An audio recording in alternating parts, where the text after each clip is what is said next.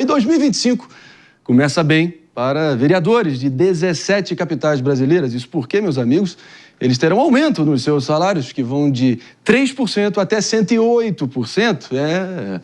Em algumas regiões, inclusive, o valor final ultrapassa os R$26 mil, como é o caso aqui do município da capital paulista de São Paulo, Florianópolis também, Cuiabá, Campo Grande, Manaus, Fortaleza, enfim.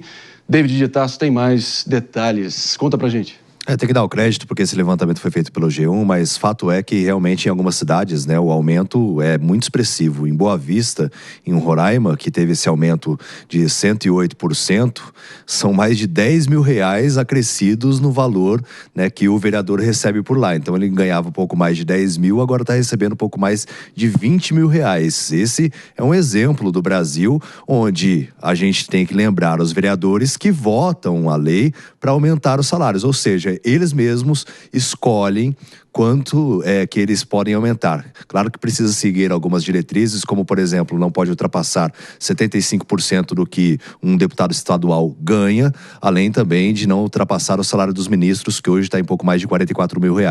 Mas seguindo essas regras, eles podem fazer aumentos de 108%.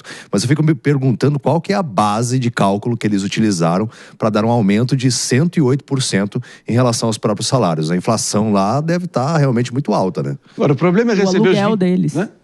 A base de cálculo. Agora, Jess, vou contigo já direto. Você que sempre traz, enfim, assume posições impopulares, geralmente nesses temas, e tem uma opinião impopular aí que diz que, vamos pegar o caso de São Paulo, tá? É evidente que R$26 mil é estratosférico para a realidade média brasileira. Ainda assim, serão esses vereadores que vão estar ali organizando toda a execução de um orçamento de R$119 bilhões para o ano que vem. Se fosse uma empresa privada com um orçamento dessa dimensão, R$26 mil seria um salário ínfimo até para um executivo com essa responsabilidade. Essa é uma opinião que está posta aí. O problema não é o salário em si, mas a pouca produtividade, o quanto pouco entregam ao receberem esse valor. Você assina embaixo? Você subscreve? Eu assino embaixo. Quem acha que o problema do Brasil é o salário do parlamentar, o salário do deputado, o salário do vereador, está equivocado. O problema do Brasil está em várias outras frentes e eu acho que a gente tem que pagar bem profissionais que executam bem. Então, se a gente quer atrair bons quadros para o setor público, quando a gente mantém os salários baixos, nós não vamos atrair bons quadros. Vou dar um exemplo. Se eu tenho alguns estudantes que hoje estudam em Harvard, eles sonhavam, talvez no começo, em ser políticos. Hoje eles não sonham mais, porque querendo ou não, a realidade bate, o mercado privado paga muito melhor, dá muito mais oportunidade e no final das contas é muito mais rentável. Então, para uma pessoa que vem de uma realidade mais difícil, isso faz total diferença. Então, nós vemos essa situação, assim, vou dar uma média, alguns desses reajustes foram 3%. O reajuste do salário mínimo foi 7,5%, então não é nada escabroso. Só que a grande questão é que existe um discurso muito forte sobre as benesses, e aí as benesses, que são esses auxílios inimagináveis, tudo isso, aí eu acho que é um outro problema. Aí perdem a linha. Mas no que tange ao salário per si, o valor que eles recebem, não são valores exorbitantes, assim. Qualquer ministro do Supremo ganha muito menos do que os melhores advogados do Brasil.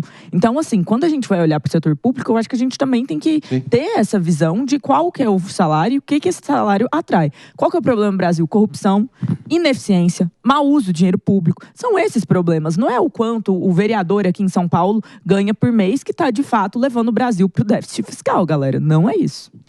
Pepezinho, vou contigo também. Eu apenas suspeito, que você talvez tenha uma opinião parecida com a da Jess no tocante isso daí. Procede? Não, procede. Concordo com a Jess em relação ao salário do funcionário público em geral, né?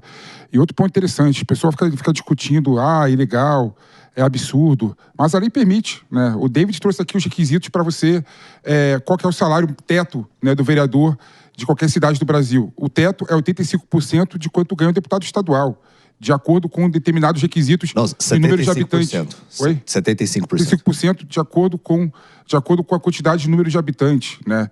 Ou seja, esse é o critério. Então, se a prefeitura, se os vereadores quiserem aumentar o seu salário dentro desse critério, dentro desse parâmetro, faz parte do arcabouço legal. E outro ponto que a Jéssica colocou, que eu concordo também, não é? A gente tem que pensar quanto que uma pessoa com essa importância ganharia na iniciativa privada.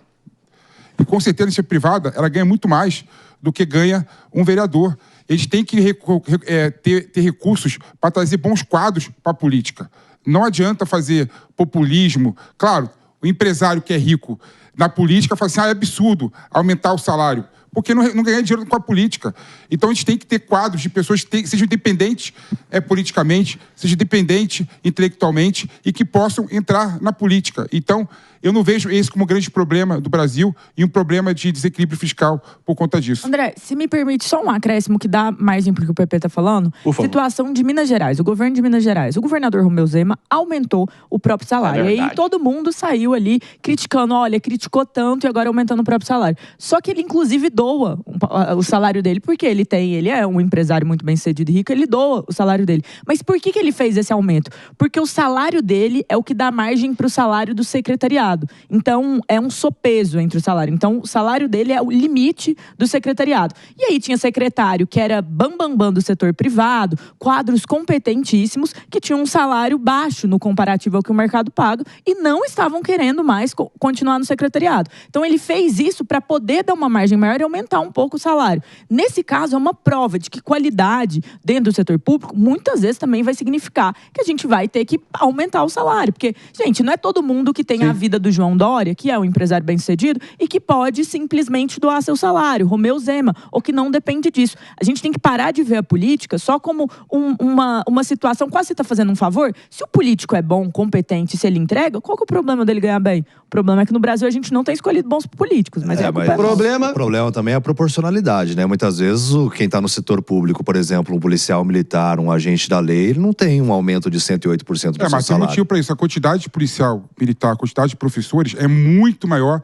da quantidade de vereadores. E tem outro ponto também importante, David. Não, para colocar a questão de uma forma decente. R$1 que você aumenta do valor do policial e do professor, o impacto orçamentário é muito maior do que aumentar 100% o valor do vereador. Dúvida. Esse é um ponto. Mas a gente pode discutir a questão do professor. Eu até sou a favor que o professor ganhe mais. E tem um segundo ponto também, que é o seguinte. A Câmara, teoricamente, ela é independente para formar o orçamento dela.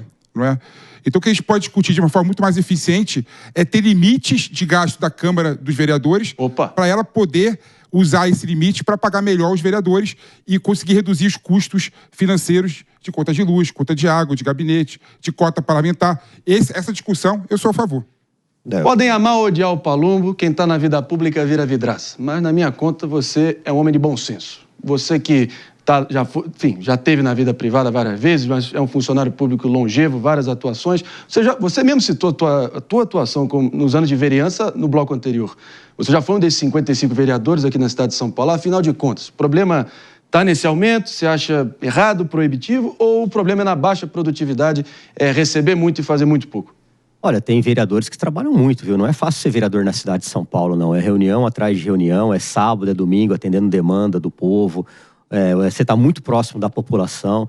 Eu trabalhava muito como vereador, continuo trabalhando como deputado. O problema é que eles fazem isso logo no primeiro ano de mandato, que é justamente para não criar aquele empecilho na hora de pedir voto, né? Porque a população vai esquecer, daqui 3 anos ninguém lembra mais deste aumento. Quando eu entrei na vereança, eu ganhava R$14 mil líquido. 14 menos do que eu ganhava como delegado, né? Agora, o que a Jess falou e o PP falou, faz todo sentido. Você pega uma cidade de 10 milhões de habitantes, você vai colocar um secretário da saúde, um médico top, que tem formação em gestão. Ele não vai aceitar ser secretário para ganhar R$15 mil. Ele não vai aceitar isso. Então fica realmente muito difícil. Você tem que pagar bons salários e a população cobrar uma melhoria no serviço público. Tá dado o papo. O fato é que esse aumento já está definido. E vamos ver, agora tem que cobrar, tem que fiscalizar, assim como eles vão executar e fiscalizar o orçamento público dos seus respectivos municípios, a gente tem que cobrar e fiscalizar a atuação deles, maior produtividade, maior entrega, é assim que tem que ser, pelo menos.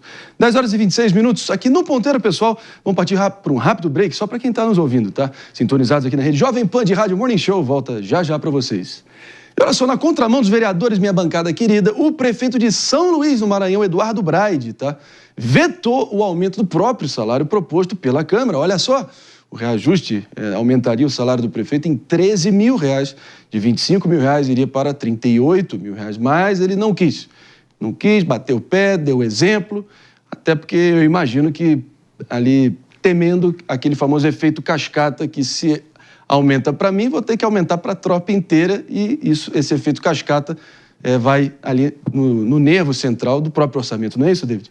Mas o que o pessoal citou realmente é um ponto. Eu já fiz algumas reportagens quando os prefeitos, né, principalmente nessa época do ano, quando eles assumem em relação à posse que eles têm, muitos acabam aumentando o salário justamente por conta dessa dificuldade. Principalmente cidades pequenas, né? O prefeito, por exemplo, ele não pode ganhar, por exemplo, um médico não pode ganhar mais que um prefeito. E há essa dificuldade, porque quem dá plantão numa UBS, numa unidade de saúde, com certeza receberia mais do que alguns prefeitos. Tem prefeito que ganha 10 mil, 11 mil reais, dependendo do porte da cidade. Cidades de pequeno porte, estou falando. Então, realmente, essa é uma dificuldade. Por isso que acaba havendo essa soma e toda essa sobreposição. Mas realmente, volto a enfatizar que as proporcionalidades também elas precisam ser respeitadas, né? Agora, aumentos muito exorbitantes realmente deve ser alvo de questionamento, sim. Isso ia espremer o orçamento municipal, capacidade de investimento reduzida, mal e mal ia funcionar, mas também todo mundo ia ficar ali estrangulado. A verdade é essa. Mas, caso raro aqui, acho que todo mundo há de convir. Não, Pepe? Você lembra de alguém? Não quer complementar? O populismo tem de caixa d'água aqui no Brasil. Populismo, isso? Ou exemplo? Pra mim, exemplo ou populismo? Mas tá cortando a própria pele, Pepe. Não, ele podia Raro assim, isso. Ele podia, assim, aceitar o aumento e decretar que ele vai receber menos. Até para outro prefeito, se quiser receber mais e remunerar mais o seu secretário, precisa fazer isso. Mas e a pressão dos outros? É um populismo que foge da discussão. Mas por que populismo, Pepe? Ele está cortando a própria pele. Ele está jogando. Advogado bem-sucedido de São Luís, né, 13 mil reais. Eu também não gostaria para jogar para a galera. Falar, turma de São Luís, né? Parece que neguei o meu salário de 13 mil reais a mais. Você voltou... Eu fiz riqueza na advocacia. E eu achando que o Nordeste ia abrandar a alma do nosso PP, voltou... Você ele poderia ganhar um tanto mais azedo, tudo né? certo. Ele podia ter ganhado nada. Tá muito azedo. Pelo amor de Deus. Como assim? Cortando tá dando a um própria exemplo, carne. pô. Ué? É raríssimo isso. A Dia citou aqui... Não, são poucos aí que realmente podem receber ali o provento e poder doar. São poucos aí os multimilionários que se aventuram na política. Mas é o caso também desse prefeito de São Luís? Eu acabei de entrar no Divulga Cande para ver se ele era milionário ou não. Ele é milionário, não vai ser um valor que vai fazer grande diferença. Ele tá dando exemplo? Tá dando um exemplo. É uma boa imagem? Sim, mas não se enganem, gente. Não vamos ter 12 anos. A razão porque muitas vezes um prefeito faz isso no começo de mandato é muito simples. A razão é porque isso aumenta a popularidade, a população fica mais feliz com isso. É uma mensagem positiva, talvez a população... Talvez fosse até mesmo uma das promessas dele de campanha. Então, assim, no final do dia, eu acho que essa decisão, ela é uma decisão dele muito mais política e imagética do que necessariamente sobre a prefeitura. E até acrescento um detalhe aqui. Ao fazer isso, ele provavelmente diminui o apoio dele dentro da instância que ele vai dialogar. O que em muitas frentes talvez o crie dificuldades políticas. Então, para a cidade, eu não sei qual que seria o valor ou o lado positivo disso. Mas para os noticiários, para a população, ele vai ser melhor visto por ter feito isso de fato. Mais uma vez, a razão de muitos políticos poderem fazer isso é porque, de fato, eles não têm essa dependência do recurso. Algo que é legítimo, positivo. Um bom exemplo é a época, prefeito de São Paulo, João Dória. João Dória doava todo o salário dele para alguma ONG, alguma entidade do terceiro setor. Romeu Zema em Minas Gerais. Mas talvez essa não seja a realidade de alguns prefeitos que, de fato, dependem daquele valor para executar, para cuidar das suas famílias ou para manter um determinado padrão de vida. Excelente, Dias. Está aí. Bom exemplo do prefeito de São Luís do Maranhão. Já vou contigo, Pepe, só para recepcionar todo mundo que está ligado, sintonizado aqui na rede Jovem Pan de Rádio. Estamos de volta aqui com o nosso Morning Show, tema da vez. De um lado, vereadores aumentando com porcentagens assim fabulosas os seus salários. Enquanto isso, tem o prefeito de São Luís do Maranhão, tudo bem que multimilionário, cortando na própria carne, dando o exemplo, evitando aquele efeito cascata que estrangularia o orçamento municipal. Mas nosso PP, para variar, não tá satisfeito. Nada, nunca é bom. Do contra. Nunca é bom. Nunca é bom. Se faz, ele reclama. Se não faz, reclama. Considerações finais. Não, ele conseguiu que a gente falasse 5 minutos sobre ele. Parabéns, deu certo a campanha aí de fazer esse tipo de expediente político. Antes isso do que ficar fazendo fanfarra. Quando ganha muito, reclama. Quando o cara não quer aumentar o salário, reclama também. Política é dura, viu? É pedrada pra tudo quanto é lado. Sou coerente, Paulo Bruno. Tô vendo. Você é a favor, então, das pessoas que são bem-sucedidas e entram na política, o PP? Claro. Gustavo Lima? Claro. Óbvio, por que não? Peraí, não abre esse portal aqui, não. Tá começando a semana, por favor. Eu prometo que a gente vai voltar na hora certa. Tudo é timing nessa vida.